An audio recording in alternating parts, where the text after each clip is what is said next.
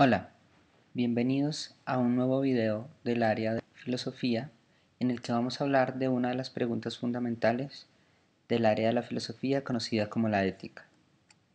Esta pregunta es: ¿cómo determinamos qué acciones son buenas y qué acciones son malas? Para ello, vamos a analizar despacio un dilema ético clásico que nos va a permitir tener un punto de partida para abordarlo filosóficamente.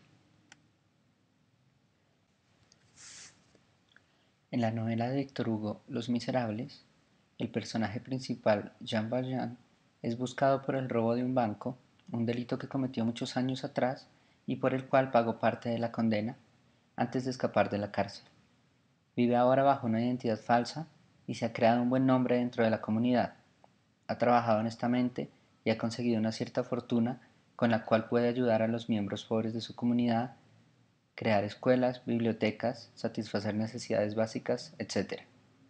Un buen día, sin embargo, Jean Valjean se entera de que un mendigo ha sido apresado y juzgado como culpable y condenado por haber escapado de la cárcel como si fuera el propio Jean Valjean, pues las autoridades creen que se trata de él.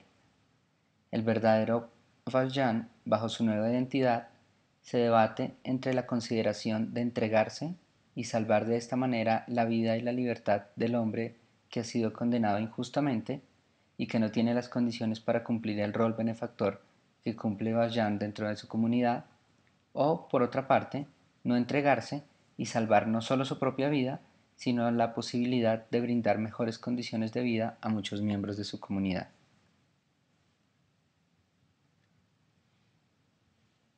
Normalmente, los dilemas éticos nos enfrentan a situaciones en las que tenemos buenas razones para tomar dos decisiones contradictorias o realizar dos acciones contradictorias. Lo fundamental parece ser siempre elegir aquella de esas dos opciones que genere menos costos éticos, o que siga más fielmente un criterio general que podríamos llamar el criterio ético. De eso nos vamos a encargar precisamente en este video. Vamos a analizar tres respuestas diferentes a la pregunta de qué es lo que debemos hacer o de cuál es el criterio ético que nos permite resolver cuestiones tan complicadas como esta que se ha narrado, teniendo como base el texto de Víctor Hugo. El primero de los filósofos que vamos a reseñar se llama Thomas Hobbes, un pensador inglés que vivió la mayor parte de su vida en el siglo XVII. En su respuesta a la pregunta por la ética, Hobbes se imagina cuál sería el estado de la vida entre los seres humanos previo a la constitución de una sociedad y de un Estado. A esta situación hipotética la llama Hobbes el estado de naturaleza y la describe como una guerra eterna entre los seres humanos, incapaces de resolver sus enfrentamientos, pues carecen de una autoridad que se ponga por encima de ellos y los regule. En este estado de naturaleza, dice Hobbes, no puede hablarse de justicia ni de ética en general.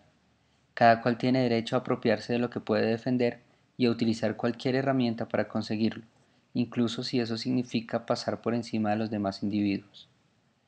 Así, es sólo la constitución de una autoridad superior, originada por un contrato social que los miembros de la sociedad adoptan voluntariamente, la que permite comenzar a hablar de justicia y de un comportamiento ético. Está bien, entonces, lo que esta autoridad determine que está bien, y esto quiere decir, por ejemplo, que se debe buscar la paz por encima de cualquier otra cosa, que el individuo debe abstenerse de usar la violencia y que la violencia, debe ser un privilegio de esa autoridad, una figura que Hobbes llama el Leviatán, siguiendo la criatura mitológica que gobierna los mares. Este Leviatán puede usar la violencia para defender a la sociedad misma de aquellos que no quieren aceptar las condiciones establecidas, que quieran atentar contra la paz, que no permitan la firma del contrato, etc. Dicho esto, entonces, ¿cuál sería la respuesta de Hobbes al dilema planteado anteriormente? En primer lugar, diría él, necesitamos aceptar las leyes y ajustarnos absolutamente a ellas. Nadie puede sentirse en ningún momento o actuar como si fuera superior a la autoridad máxima o a estas leyes. Por esta razón, Jean Valjean debe entregarse y debe cumplir con lo que estas leyes le mandan. De lo contrario, se estaría poniendo en un nivel superior al Leviatán y de esta manera se acabaría por completo con la paz que se había establecido. Una posición muy diferente es planteada por el filósofo alemán Immanuel Kant. Kant postula el criterio de evaluación ética en un lugar muy distinto de la sociedad, a diferencia de Hobbes y de las leyes establecidas por ésta, aunque esta respuesta no sea necesariamente contradictoria con la anterior. Para Kant, el núcleo de la evaluación moral debe ser la conciencia individual motivada por la razón. Se debe evitar en todo momento en esta evaluación la injerencia de pasiones, inclinaciones, instintos, etcétera, que aunque no son necesariamente contradictorios con las leyes morales de la razón, pueden desviar la atención y hacernos cometer actos inaceptables. Para Kant, solo la razón se mantiene inamovible y solo podemos confiar en ella cuando se usa autónoma, individual y libremente.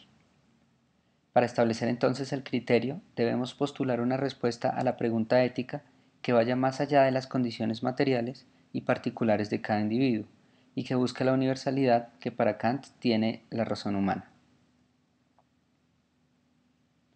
Dejando de lado lo sensible, lo material, lo particular, las consecuencias de nuestras acciones, podremos encontrar una ley moral que se aplique para todos y que tenga una validez universal.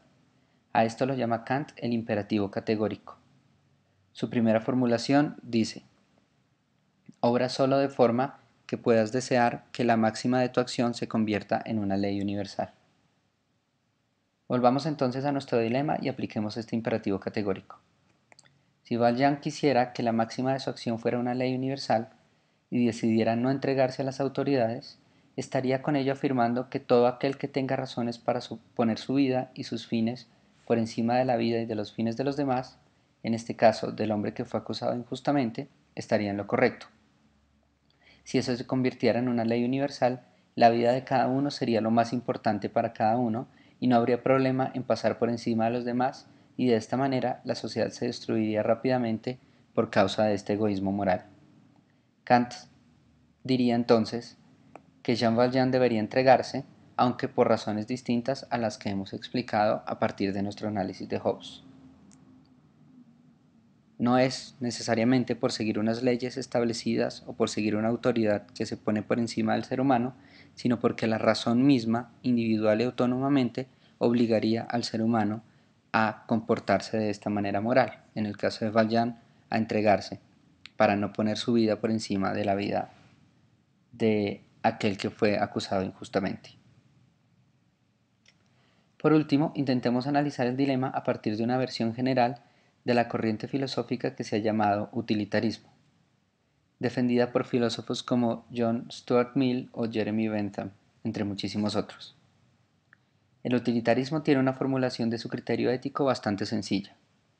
Dado que todos buscamos la felicidad como el bien más preciado, serán buenas las acciones que produzcan la mayor felicidad al mayor número de personas, o el mal menor al menor número de personas. Las razones para postular este criterio son múltiples, pero básicamente radican en el hecho de que lo único que podemos dar por sentado de la diversidad tan grande entre los seres vivos es que buscan siempre formas de placer y de bienestar cada vez más grandes. Si esto es así, tendremos un criterio que nos permite hallar algo común y cuantificarlo desde un punto de vista ético. Jean Valjean debe tomar la decisión que beneficie al mayor número de personas, según este utilitarismo.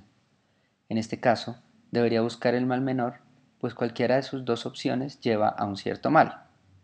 Sin embargo, uno de estos males es menor, es menos malo y permite la satisfacción del mayor número de personas. Este sería entonces no entregarse y continuar siendo el gran benefactor que es para la sociedad y para muchos de sus miembros.